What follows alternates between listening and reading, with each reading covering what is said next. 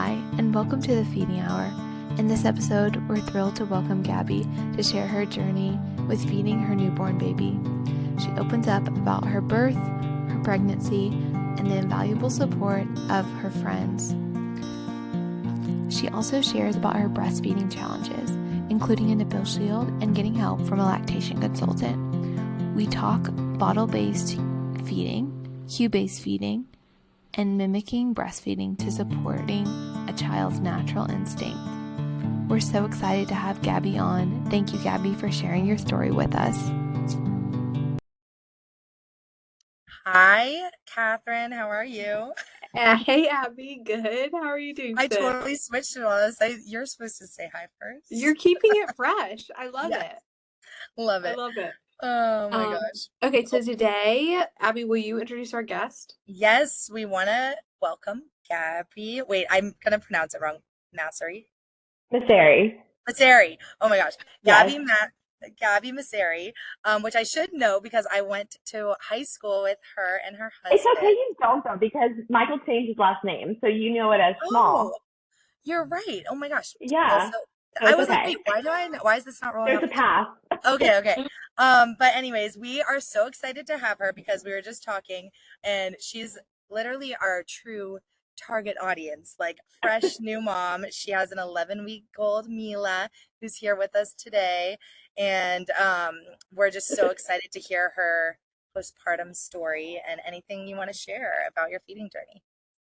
Yeah, thanks. I'm so excited to be on here. I've listened to a ton of your episodes, and I just find it so interesting and helpful as a new mom to hear other people's journeys.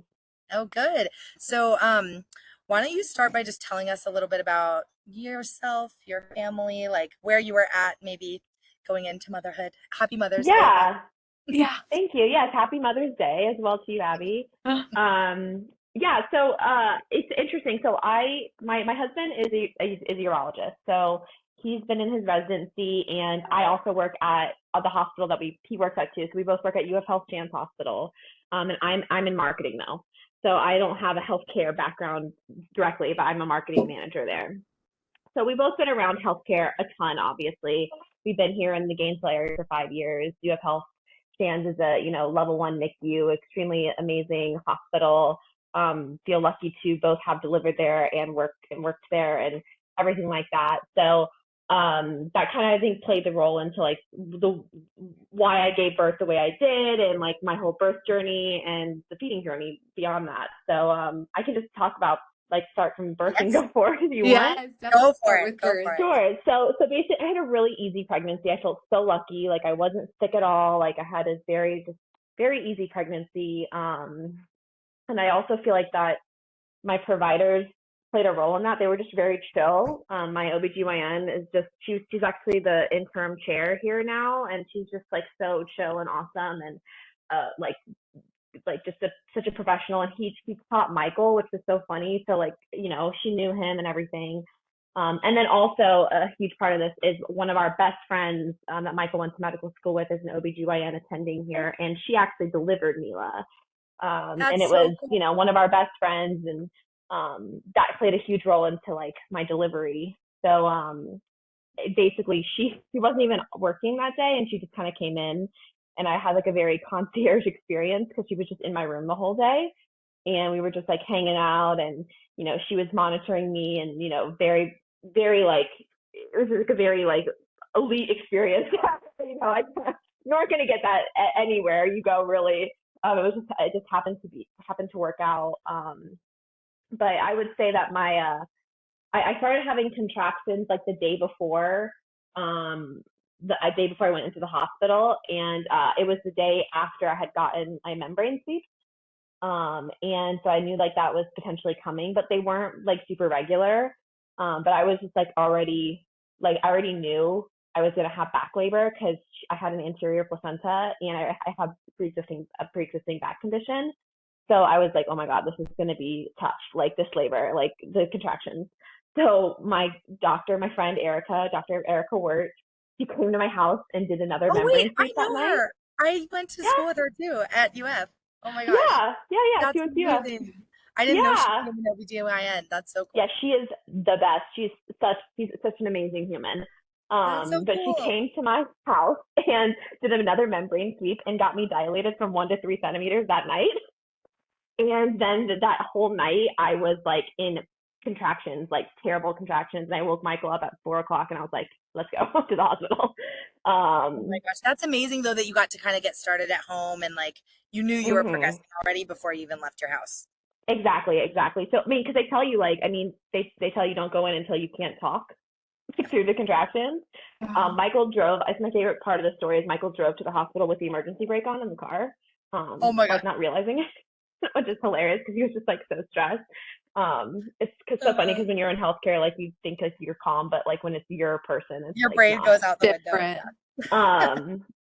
But I got admitted, thank God. Got an epidural. I like wanted an epidural. I wanted a medicated pregnancy just because I knew my back was like, my contractions were so bad, like so strong, and that kind of played a part later into this. But my epidural was hard because I have a back problem and they had to do it twice. And so because the first time, like they couldn't get it in the vertebrae, which I knew they weren't going to.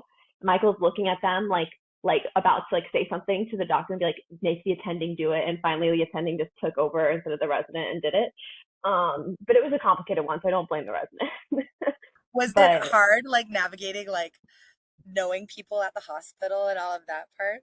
Well, yes, because part of that was like when I got into triage, like I was 3 centimeters. They don't like to admit you until you're 4 centimeters dilated normally, and I was 3.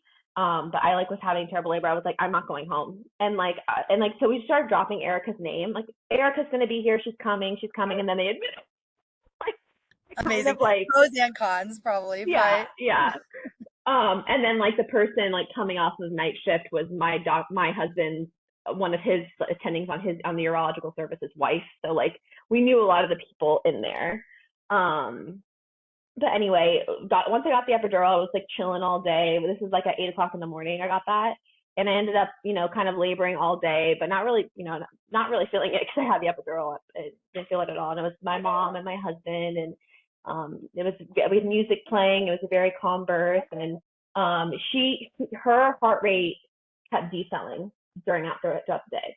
But Erica was in the room with me, so like it was because my contractions were so strong, and like it just like was squeezing her so much that her heart rate kept decelerating. So like we had to change my position a few times. And I could do it myself. I was very mobile, even though we had the epidural. It was like the perfect amount of epidural. And then also, they had to give me, on the second time this happened, they had to give me some kind of medication. I don't know what it's called, but in my leg to help slow the contractions.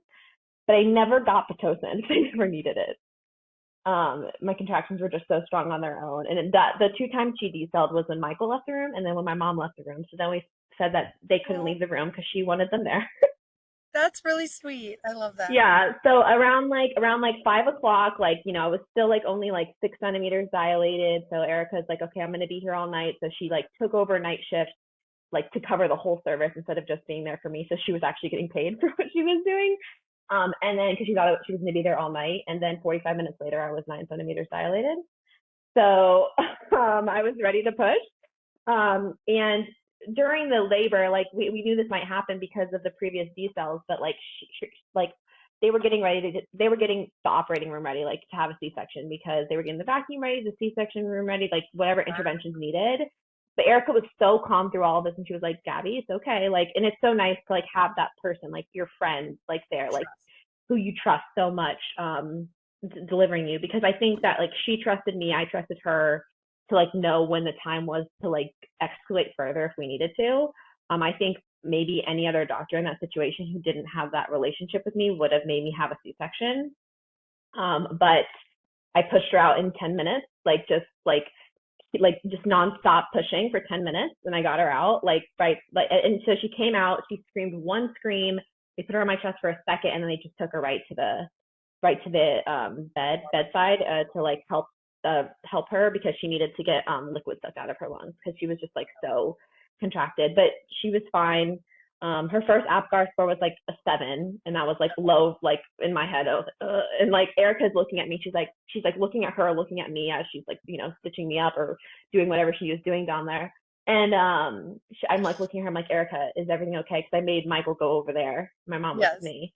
And she was looking, she was Gabby, and she was all very honest with me because she was she knew I wanted all the information. And she was like, Yeah. it's at 60% her oxygen, and she was like 70, 80, 90, and like kept going Telling. up within 10 seconds. So I was like, thank God.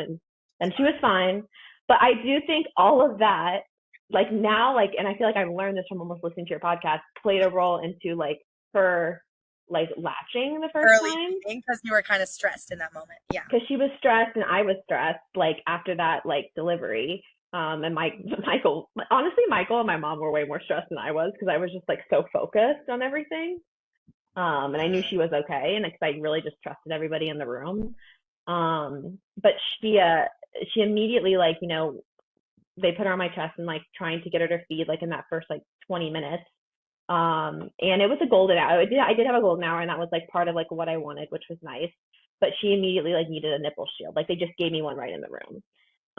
She could, and What it was made more so, yeah. Oh, sorry, Kara. I was just gonna say, what made you know that she needed a nipple shield or I ask didn't for? know. They like she would not like initially like latch like right when she was on, and they just looked at my nipples and they were like, you have really, really shallow nipples. Like it's not hitting the roof of her mouth.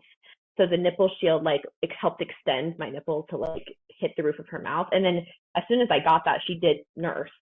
And it did help. And that was just like right in the labor and delivery room. When I went to, this is like so late at night now. Now it's like 11 o'clock at night, you know? But the next day I had a lactation consultant visit the room, and I requested that and knew that that was an option, and I wanted that to happen. And again, like being in the medical, around the medical world, like I knew what my resources were, which was super helpful. So like I knew that that was something that I wanted someone to come and help me. I didn't know about nipple shields though. Like I didn't know that was even a thing until they just threw one in the room with me. But she looked at it and she was like, how big is this nipple shield? And I was like, I said 24 millimeters. And I was like, I had measured myself at home already for like a pump, and I was only like 19. So she like found like the last 20 millimeter flange or like nipple shield in the building and like gave it to me. And that's what I used to get her to feed for the first 2 full weeks of her life, Wow. 2.5 weeks of her life. And like I definitely needed that, and I don't think I would have been able to continue breastfeeding without that. But I was determined to like not use it, because trying to find a nipple shield in the middle of the night is truly like the most annoying thing in the world. Because they're clear, guys. They do have a blue Yeah. one. There's a blue one that you can buy, but like, yeah, they're usually clear, and it's so frustrating. And floppy. There's clear floppy, and it's like late. It's like you can't find it, and then when you have a dog hair sticks to literally everything that's silicone. Like, and I'm just like, oh my god, like I'm gonna lose my mind with this nipple shield. You probably Um, have like went through like 10 of them, I bet. yeah, and it was just, but it was what was allowed me to feed her, but it was super painful, and like I knew it shouldn't have been painful. Like I was really like upset. Like that first, it was really like the first 2 weeks of using it. It got better, and I can talk about that, but that first couple of days of using it, it was almost like I dreaded feeding her because I knew how painful it was going to be, and it was like that. You don't want that feeling. Like you're supposed to be a time of like connection and bonding, and like I was like very determined that I was going to be breastfeeding. Like I wanted to breastfeed. Like I just was like, I'm going to figure this out. So I was doing it through the pain, and but yeah. So, but then on her first pediatric, so that was this Friday night. I had her on a Friday, so she couldn't go into the doctor's until Monday. And she had lost like 10 ounces. And so like the pediatrician put like the fear of God in me. Because I was like just feeding her on demand when she wanted to feed, but that wasn't every 2 hours. And she was like, no, you have to feed her every 2 hours. So she has to get her weight up. And then I had an appointment the next day with a lactation consultant, because that's something that they did at that first appointment. She was like, let's get you in with a lactation consultant immediately. IBCLC, her name is Mary Reingart. She was a pediatric nurse practitioner before she was an IBCLC. Amazing woman, literally amazing. It's so amazing that your pediatrician referred. A lot of times at that visit, they say, oh, they're losing weight, and they put the fear of God in you, but then they like make you scared that you just start supplementing and Like, I'm glad that they first said, go see a lactation consultant. Yeah, and I told her, I was like, I'm not doing formula. I mean, it wasn't I wasn't doing formula. I did not want to do formula if I didn't have to, because my supply was overflowing. Like my supply had come in like that day, and like I was like, I know, and I had collected colostrum before, so like I was feeding her that, so like she had a ton of food. It wasn't that, it was just like her getting it, like the mechanism per se. And I knew it wouldn't have been pain. Yeah, and then the best thing is my pediatrician office is across the street from my house, and that's where I saw the IBCLC too. It's like in that same, it's the same location. So she got me and Michael went to that appointment. Like, she taught us like how she could be latching better, like what to use. She used the My Breast Friend pillow. That's what I think the brand name is. And literally, I will never use a boppy ever again. Like, after I used that in that appointment, I was like, we need to get this immediately. Like, it changed the way I fed. Like, that sounds so crazy, but it is so true. Like, I cannot feed her without it. So much of the positioning, at least when they're little in the beginning, is about that. And the My Breast Friend kind of straps around you, so you can kind of get it around you. It's just like so much easier to get her to get in the position that she needs to be. Because again, like, a lot of the problem with me initially is that it was me, like, my anatomy wasn't long enough for her to like root. So I needed her to learn. But anyway, that first appointment was amazing, and that's what got me through those 2.5 weeks of using the nipple shield to feed her. And like the next week when she came back, she had gained like a pound. Like, literally, like, nonstop better. And then we looked haggard. It was almost like a comedy. Like, because we're up every 2 hours feeding her, and Michael's getting out to change his diaper, so I can just feed her. It was so great, because he had a 4 weeks, and then he has 2 more weeks that he's using, which was great. But it was hilarious, because she looked at me, she's like, you guys can just feed on demand, you don't have to do every 2 hours. You don't have to do this anymore. See, and that's the thing, it changes so frequently, because some people, if you start being cue-based in the beginning but the baby's too sleepy, then it's like, now try to do the 2-hour thing. But then as they improve, you can trust them more. Yeah, I think she looked at like the dark circles on my eyes. She's like, it's okay, you can chill. So after those 2.5 weeks of me, and I was trying every so often to not use the nipple shield to see if she would latch without it, and that's kind of how I was just like testing it. And I also, during this time at that first appointment, my IBCLC had prescribed me a steroid cream for my nipples, and that also got me through this. Like, it just like I would use that after every feed, and it literally like saved me. And I didn't even know that like was a thing that I could use until she told me. But that like saved me as well for those first couple of weeks of feeding her. And then when I transitioned off of the nipple shield, continuing to use it until I felt like I didn't need it. Yeah. Did the steroid cream reduce the pain? Yeah. Okay. It reduced the pain, and like while she was learning to latch, while I was learning, etc. And really, when it like did a 360-degree turn was when I was able to start latching her without the nipple shield. I made a second appointment with my IBCLC, and I was like, okay, now she's off the nipple shield. Like, now, like, I need help because it's still a little bit painful. Like, I need help optimizing this without the nipple shield now. And then I went back to her, and it was a session with just me, her, and Mila at that point. And it was, again, she just helped me like figure out the positioning, how I needed to like push her up onto the boob, and the different ways to hold her, and like what's going to work best for her anatomy. And before this, on that first appointment, she did an oral exam on Mila, and like she did have a mildly restrictive posterior tongue tie.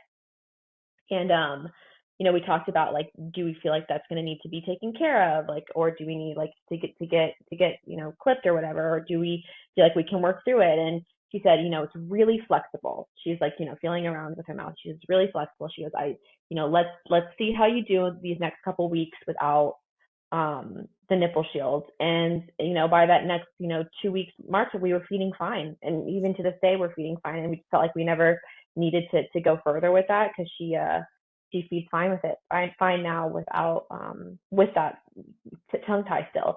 And it was so funny, because I look at my own mouth and I was like, think I have a tongue tie. Sometimes I think that about myself. Like I'll wake up in the middle of the night and realize my tongue's not on the roof of my mouth, and I'm like, yeah. Yeah. So many people I think do have it undiagnosed and it didn't, affect things, or it didn't affect it enough to warrant a release or whatever. But yeah, there's so many different ways to handle all of this. So I like how she just like diagnosed it, but then well, we don't diagnose as IBCLCs, but like she pointed it out, but she said like, let's, make a plan and keep working through it. Exactly. And I asked her, I was like, do I need to get that released? And she said, that's when I was like, she was like, let's see. She goes, it's so flexible. Like, even though she has it, it's not a tight one. So like, I think she can learn through it. And she did. But it was also so funny, even to this day, she latches better on my left side than my right, but I have more milk on my right side. So I'm like, you have to eat on the right side. You can't not. So I like, and I also felt like this is interesting because I have a huge group of friends in Gainesville. They're all moms, and they were all, I was the last one to have a baby. And it was so amazing getting to learn from them and their wealth of knowledge, and like knowing, what their feeding journeys were. Some of them had twins, some of them were preemies, some of them, all the range of babies you could possibly have. So, when I was using the nipple shield, I would ask, like, what brand did you use? Or like, did something help you use it better? And someone was like, are you turning it inside out to then put it on? I was like, oh no, I didn't know that. Like, there were so many things that like I used my like community to like learn about with feeding her, which was super helpful. That's amazing. I want to have all your friends on now if they want to. I know. They're amazing. I have one friend who's a pelvic floor therapist. Nice. Her company is Nap Time PT, but she did pelvic floor physical therapy on me to help prep for birth, which is why I think I could have pushed her out in 10 minutes and only had like a very, very minor tear. But because I feel like because I went to her to like do some like body work beforehand, and like it's just amazing, like all the things that you don't know about until you have somebody who specializes in it to like help you navigate it.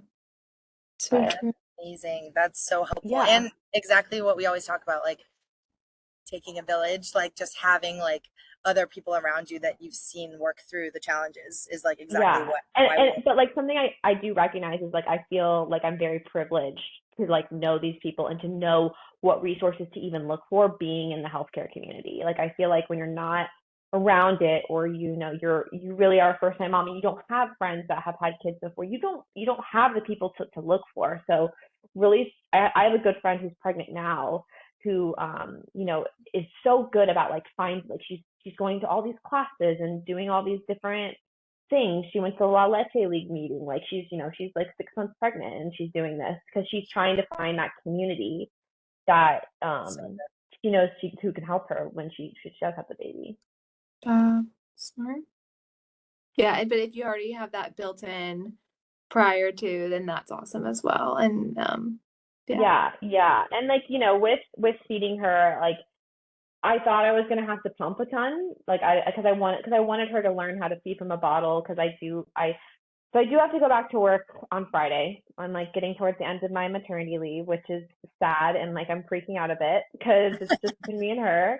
And she's had a bottle here and there, like because we've been looking for a house, and during that time we were in and out of the car. I had my sister come with me and she would give her a bottle while we're looking at the houses. Nice.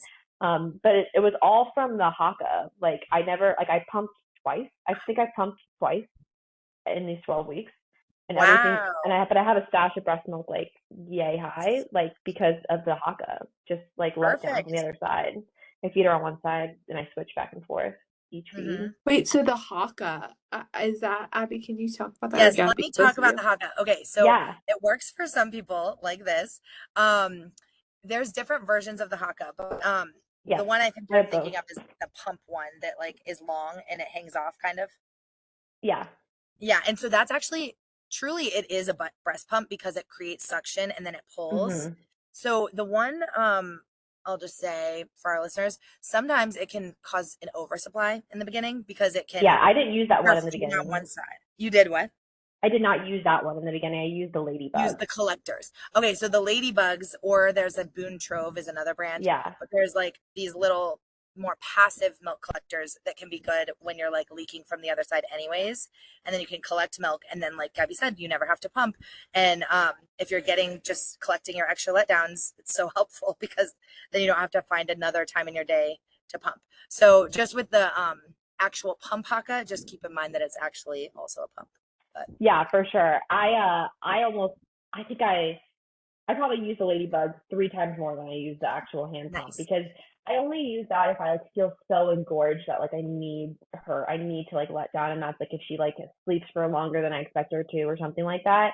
But Yeah. the ladybug, like I use almost every time. I just like put it in my bra and like let the let down go itself, because it's better than it going on a Burp cloth, breast and then you pad. don't get to use it. Yeah. Yeah.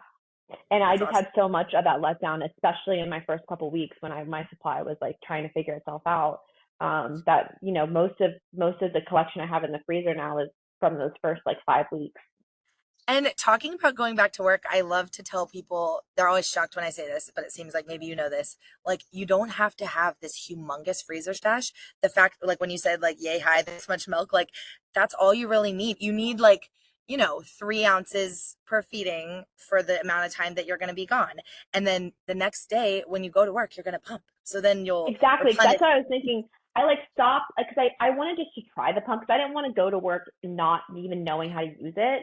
So Right. I used it like I think A few times. I think I've used it literally 2 times, but like I wanted to just make sure I knew how it functioned and like what Yes.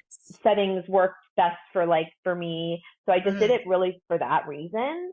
And I'm gonna use it obviously when I go back to work. And it's nice that my office has like a specific 2 rooms dedicated to lactation. Awesome. So like I just had to make I made appointments to like on my calendar, so it's just my room, like no one else is in there, and it has a fridge dedicated for breast milk and everything, and like a nice big recliner chair and a table and chairs if you want to eat lunch. It's a very, very Wow, it's a go healthcare Shands. facility. You're at So Shands, right? At the hospital? yeah, I'm not at the hospital. We're on an offsite building, but like it's Okay. part of UF Health. So like it's just it's very cognizant. Like they're very cognizant about it, which is so nice. And then also, I was gonna say it's good that you've introduced the bottle so that she's at least, we usually say do that around like 4 to 6 weeks before they get more preferring. Yeah, that's why I was so nervous. I was like, please, please, please take a bottle. Like I was so nervous, but like I think it was even in that the pediatrician was like, and I think my IBCLC was like, don't try not to introduce the bottle before 4 weeks if you can help it. Yeah. And that's exactly what we did. Breastfeeding, and then also learn the skill of bottle feeding before you have to do it every, for work.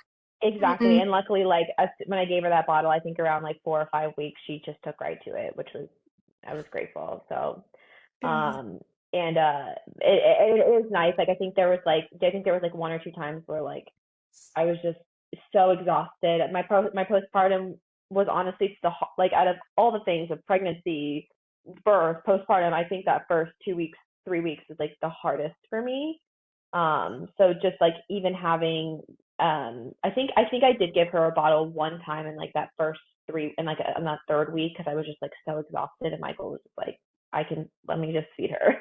And it worked, and it was fine, and it was, she never refused one way or another. I feel like I need to give her a bottle like this week, because I feel like she hasn't had one in a while now, and I'm like, yes, give her a few. I'm like, you have to have one. I said you have one twice on Friday. Like I need you to learn. Yeah, give her like, I would say, I'm not to give you unsolicited advice, but like, no, please, maybe one a day, just to kind of like warm up. Just even if you only do like 2 ounces and then you still breastfeed her, like just be like, hey, just so you know, Mila, this is coming. Like, get used to it a little bit. Yeah. So I need to do that, and I'm like, but it's so nerve wracking when you like basically exclusively breastfeed to like trust somebody else to feed them, even when it's your own husband or your parents or anything. It's just like, oh, like this is like mine and her thing. Like I don't know, like it's just, and especially as a first time mom, it's just like, oh my god, you don't know her isms, like your isms as much as I do. If you feel more comfortable, you can even be the one to give her a bottle in the beginning. Like sometimes, yeah. But obviously you'll build that trust. Yeah, and that makes sense. Like you have been her primary caregiver and will be, so you'll have that attachment and kind of the emotions associated that. I can totally see Yeah. that. And just We like should even trying to get her on a schedule because it's like, okay, because it's so, I mean, like to me, like getting a baby on a schedule is like an effort that's like not going to work like when they're this little. It's just like, you know, it's valiant, but it's not going to work. So yeah. I'm like trying to get her to just at least have somewhat of a like, okay, you're going to eat around here, you're going to sleep around here, just very loose, because I want to be able to feed her as soon as I get home. So like I don't, Yes. you know, she only has to eat. I think it's going to be like my goal is to feed her twice. And you know, I told my husband, I was like, you might have to give her like a small portion, like around like 4 right before I get home, but then I'll feed her the rest when I get home. You don't need to give her And a she'll full adapt well feed. to that since she's been so on demand. Like if you just give her a little to hold her over until you get there, then like, yeah, she'll. Exactly. And she's so instinct driven right now. Like she knows when Mm-hmm. that when she's done breastfeeding. So like just kind of trusting her in that way. I think that's such a good point about the scheduling thing. Yeah. There's really no It's point putting it in. Yeah, But and like for me, like you know, my husband's so good with it because I like you know we learned like paced bottle feeding as opposed to like you know her going like that, and um, so he does that good. But the story is I'm going back, and I'm like being such a crybaby about this, like going back to work, but like I'm only going back to work full time for 2 weeks, and then I go And like, back to part time, and so like I'll be home part time with her. nice. So like yeah, she'll get a bottle here and there from like somebody whoever's watching her, but for the most part she still will be breastfed. Oh, But that's I told awesome. Michael, I was like, you know how to do it, but like I need to teach, you know, my mom and my dad who are coming to watch her. Very grateful for my family, but coming to watch her for one of those weeks, like what pace bottle feeding is, because otherwise they're just gonna like go like this. that's like that's the job of a SLP in the NICU. You know what I mean? So like Yeah. that's what you're about to do. It's Teach so that. That's amazing. important. Yeah, to teach good feeding practices. That's awesome. Because it's like, I know, good thing I've heard some podcasts talk about this before, but telling, like when you're teaching people, like caregivers, grandparents, nannies, like it can feel weird because they're like, you feel like, okay, obviously they've fed a baby before, but you can be like, hey, my SLP recommended, or my IBCLC recommended, or you could say like, they have this new way of bottle feeding now that's just like good for the baby's swallowing. Like, you know, you Yeah. can do it like as if it's like new information to you too, so that you feel like you're not like telling people what to do. Yeah, Even the way I even did it with Michael, I was like, oh my god, look this amazing video I saw on TikTok or Instagram, like of how there they you feed go. the baby. Show them.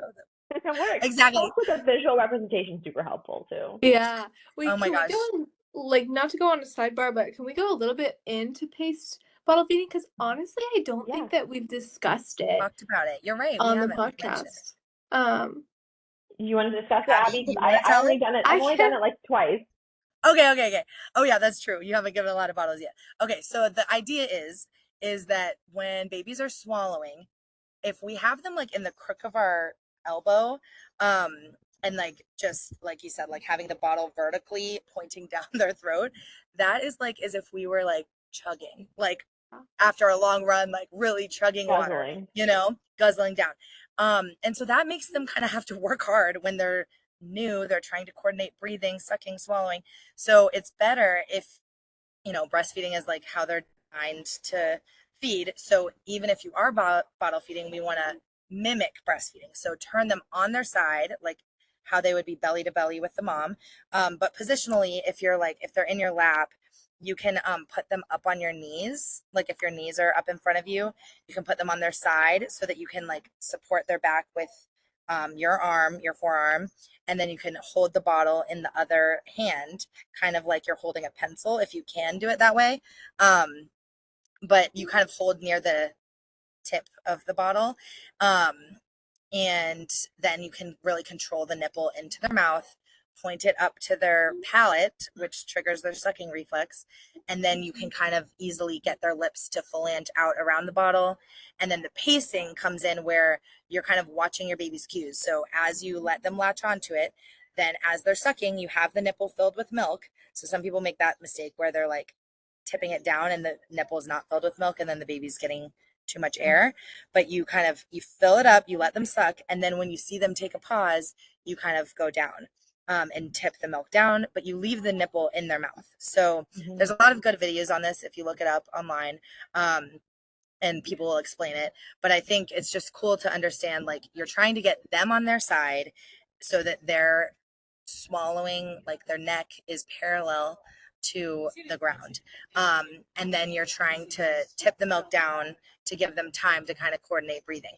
And then they'll get better at doing that on their own. Like you might not have to do this forever, but it just is good, especially when they're in those early weeks or they're learning the skill of bottle feeding, to kind of not have milk spilling everywhere and not have them like huffing and puffing or like pushing it away. Those are all signs that maybe they want a slower flow or they want it paced more, stuff like that. And I feel like it's more just natural to like the way she would breastfeed, because you know, she's on her side, she takes breaks, she doesn't like just guzzle for a straight 30-minute session. She, you know, takes breaks and breathes and unlatches and relatches. So it's very like, you know, it's more natural as to like what she is used to, I think. And it's also more responsive. So it's like it also can be called just responsive bottle feeding. And it's really good for the mom or whoever's feeding the baby to get used to looking at the baby's cues, because then when you start solid foods, you do the same thing. And so this whole time, whether you're breastfeeding, bottle feeding, solid food eventually, like we want to be listening to the baby and showing them that like, okay, when you're done, we can take a break. It also helps them develop their satiety cues. Like they can listen. If they're not just guzzling it down, they can kind of pause and be like, okay, I'm full now. And then you kind of know when they're done because they can push it out. Yeah. So and it's good practice. And it's so important, back to like our episode on infant mental health and attachment in general, that your baby's brain is developing and we want to give them positive experiences of these things. The baby is doing two things: trying to survive and like really building relationship with its primary caregiver.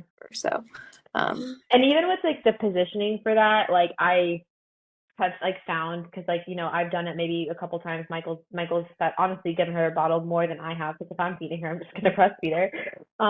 But if he actually just puts on the pillow, like the breastfeeding pillow we have, and lays her on the side on that, just facing out instead of in, it's just easier to position the bottle that way. Then that's like very natural to what she normally does. So like that's kind of like how we've kind of done it in the past. Yes, and that might be why she took bottles so well, because you already had so many things the same that like she's already comfortable. Like, okay, this is feeding time. I'm comfortable with this. That's something we try with, like, if babies are refusing bottles, or we say refusing, but really it's like they're having trouble with the bottle feeding skill for some reason. Then something we'll try is like making it more similar, or sometimes more different than breastfeeding, depending on the reason.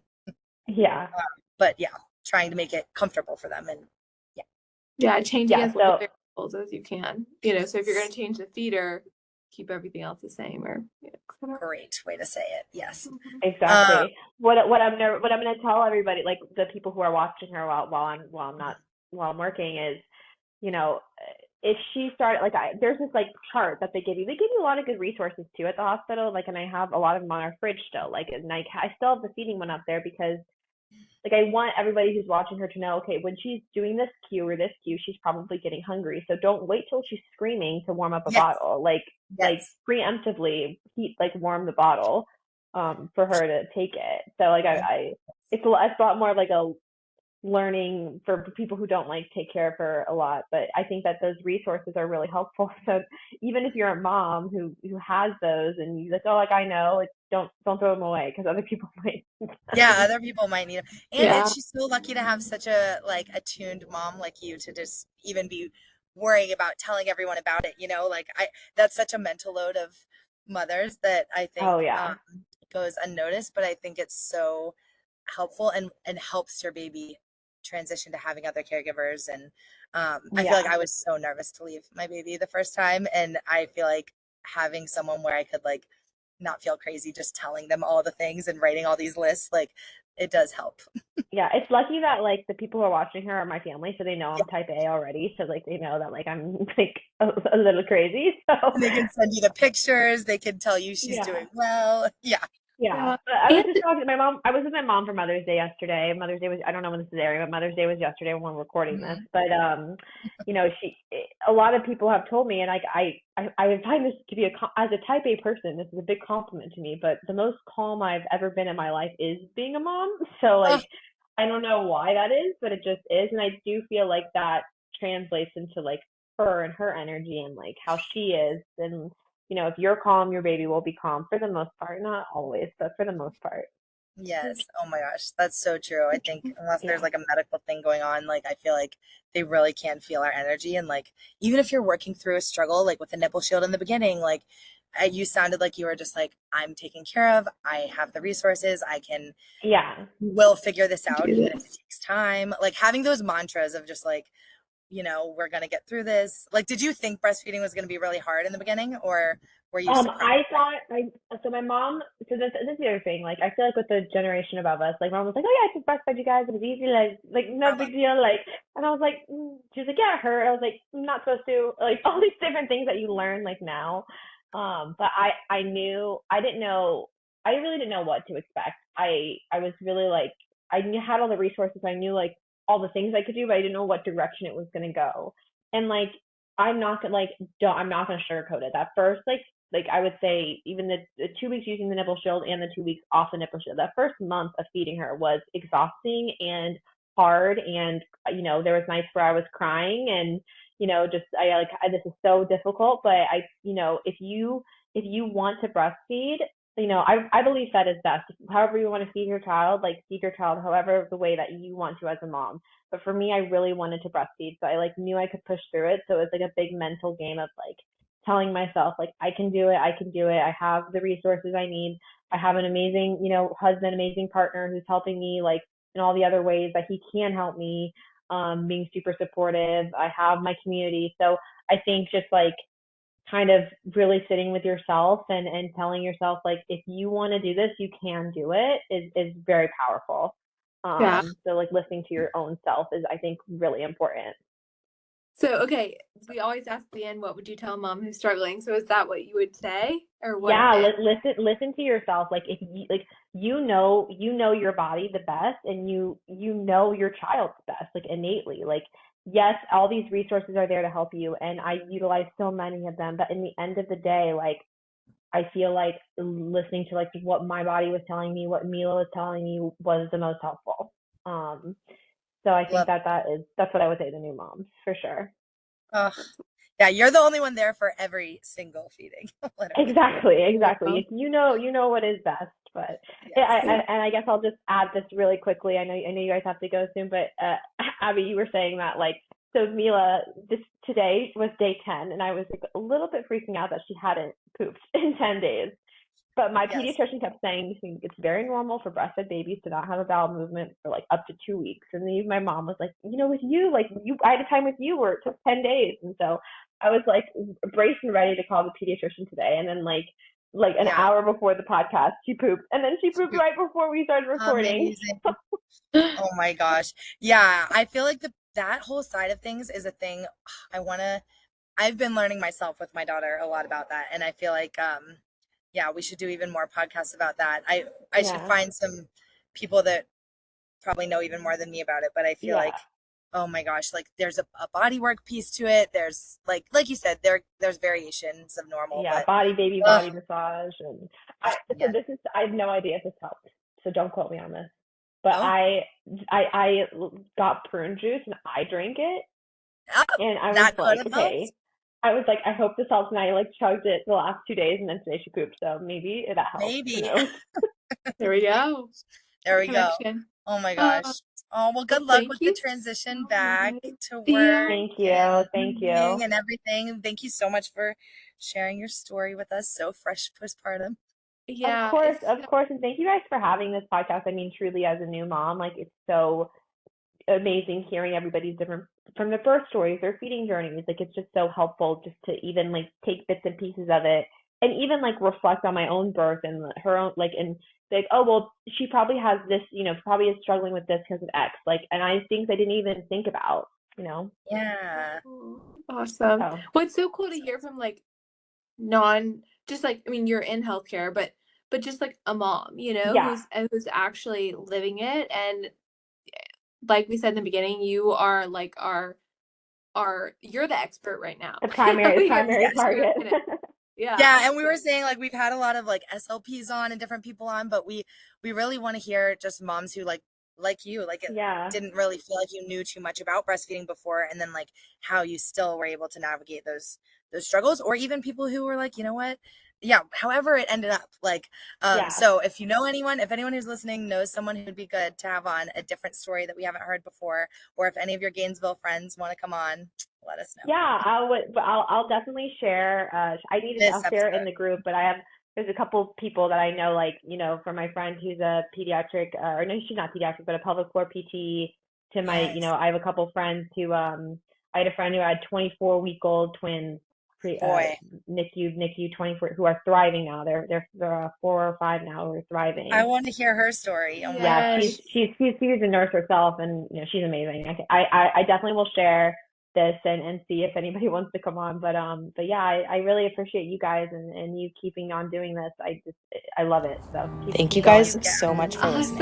Thanks If so you are much, interested Gabby. in learning more about attachment Thank feeding you. or have any Have a good rest of your feedback day. for us at Bye. all, Okay, you too. please Bye. email us at thefeedinghourpodcast@gmail.com. You can also sign up for our email list in the link in the show notes to be the first to know when a new episode is released. See you next time, and happy feeding.